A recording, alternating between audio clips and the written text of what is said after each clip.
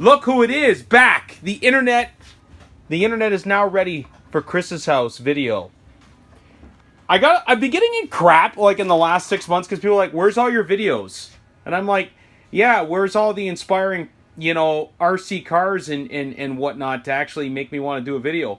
Yeah, that's like been the response. Like, listen, this is with an asterisk, okay? Like where you draw the asterisk, okay? Okay? So, because there's been lots of good stuff that's came in the store, but it's like kits, and like, I'm sorry, but to me, why don't you send us some free friggin' kits once in every 6 months? I'll build them and I'll do a video for you. But oh yeah, here's a TT02 in the box. Like we've already seen a million TT02s, but the body is sick. And I got that new Volkswagen Type 2 bus combi trend-setting machine. Hashtag Tamiya for life. Okay, this is the new Camo X4. Now, is it new? Yes. Is it brand new? No. See, now we're having a lot of fun. Apparently there was a whole bunch of stinking issues with this out of the box. There are a lot of pros on this, and there's a couple cons, but Shaka Khan, we can maybe change some stuff up and get it going good, okay? So, here it is. Body, awesome. Good job. I like I like how they use the camo on the camo. I'm good with puns and wordplay. I like that stuff, so I'm glad they actually at least put some of it on. The drivers in there, drivers, plural, very good. You get two. You can maybe pop one of their heads off. You only want one driver in there, and I think they do rotate. Maybe not. The body's really friggin' heavy duty. It's caged up nice, and it comes off easy. Now, guys, I'm sorry, but we're going to have to do some direct comparisons to something like the Yeti, okay? We all know the Yeti. Like, anybody who's been in the hobby for a long time, we know the Yeti. This to me is, and the Yeti is an older vehicle, so it's not really the best comparison. This is what the Yeti would like to be today. Okay? Now, I want you to pay attention to these words, okay? Because this is very important. This is what the Yeti would be today. Who is the president of Redcat Racing? I don't know his name. I'm sorry, buddy. I don't know your name. It is Sir... Well, we don't know his name, but... It's the guy who founded and started and was the president of Axial Racing. So I'm sure he's like, oh, hey, I know, I made the Yeti. I'm making him sound like he's intellectually disabled, whatever. He's probably like, listen, I know what the Yeti was like. Oh, hey, Redcat. Oh, hey, I've got a recipe for you. Let's just spice it up Redcat styles.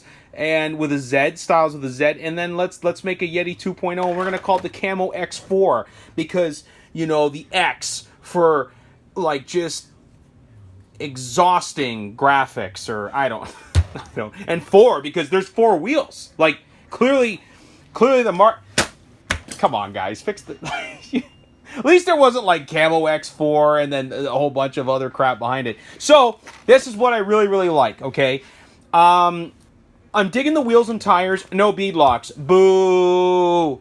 I want bead locks on this Redcat. I need them. The foam inside is a little squishy. The tires are a little squishy. These tires don't like they're going to seem to really rock crawl well or be really great on the street. But they do look like to me, I still like a 2.2 style wheel.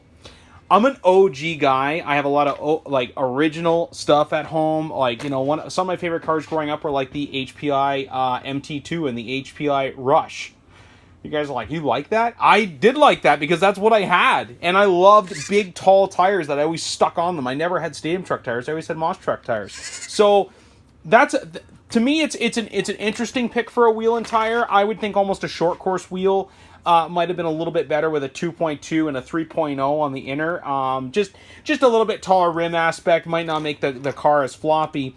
I also would have liked to have seen a little more aluminum partage on this, okay? But let's talk about some of the good stuff, okay? I took apart the back end. I wanted to see what this guy was all about, and it looks nice and saucy back there. I am good. The Camo X4 Badonkadonk is doing good. And it's got a pretty good... Tony's just killing himself. Okay. We've got... these drive shafts have been pretty excellent for durability. This is the same kind of drive shafts that they're using in the Gen 7 and the Gen 8 and the Everest 10. these axles, these drive shafts seem to be kind of the best kind of combination of durability, reliability, and they're still fairly light. I do like the lower arms. They are plastic, but they're super tough. Realize that one of the big... And look, there's hardly any hardware in the bottom. It's super smooth. Okay, that's another plus for a Yeti. Like, you ever work on the front end of a Yeti with that huge bat wing in there? You'd want to shoot yourself. Like, it's the only car you work on that you play Russian roulette with a loaded handgun, fully loaded, because you want to die. It is that, like, and I know out there in internet land, so you'll be like, oh, you're being dramatic. You know what? I am being friggin' dramatic. Why don't you work on as many Yetis as I have, and you'll understand why that they stink to work on. They just sucked. Yeah. Yeah. Okay? So, and I owned one.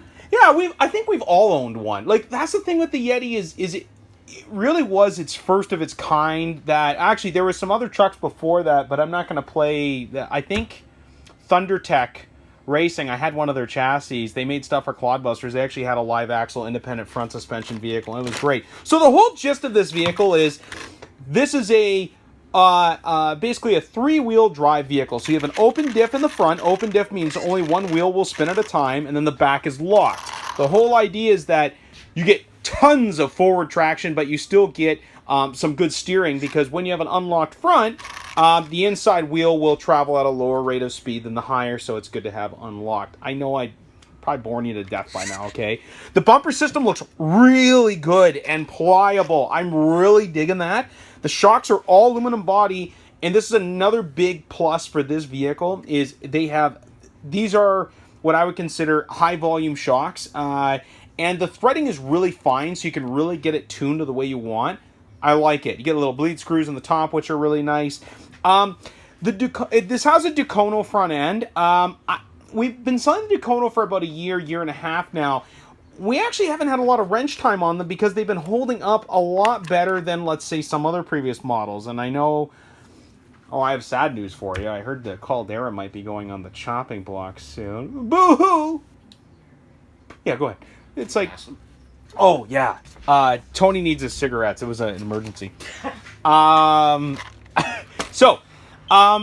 What I'm saying with the front end is this looks really tough and stout, and we have the parts in stock, which is really cool. The double belt crank steering, I like. It's a little over complex, but it's okay. It's fine, okay? I remember back in the day with all the Tamiya stuff, it's like you'd have one little servo horn, you know, with the servo saver. Yeah, it sucked. But 15 kilogram servo, hobby wing electronics, so you got a 60 amp ESC, which maybe it would have been nice to have a little bit more, but these 60 ampers are reliable. You can put a 3-cell in this system, and the electronics will take it all day. The vehicle will take it. I still like to see more of a 2-cell with this kind of a rig, which is good. And they did go with a shorter shock in the front and a longer in the back. The reason I like that is because they're paying attention to their build. Whenever I see same shock lengths front and rear, that's a cost-cutting measure. It's what it is. A lot of times. Not all the time, okay? Adjustable body posts. And here's the thing. You see how that body... Now, I did like how the Yeti always had that swing top. You know, I don't know if you guys know, but the body would actually... would just rotate up, which was excellent. The problem was if you ever wanted to change anything on it or change the look of it, well, you're SOL. It kind of sucked. It took a lot of modification, and some people are like, well, maybe not, but it took a few more parts, and it was a little hard to get into. This is gorgeous. The battery tray in the back should give it a great balance. Like, already when we drop this truck, it has a little bit of... Oh, it's nice. It's so freaking plush. Oh, I love it. Just beautiful. I love that. Like, feels like bottomless travel. Also has a rear sway bar in there, okay? Very, very cool. That's this metal rod in here, okay, folks? This shiny rod. And that's going to help your side-to-side, your lateral movement of the axle. It's going to help make it drive a lot better. And here's the thing.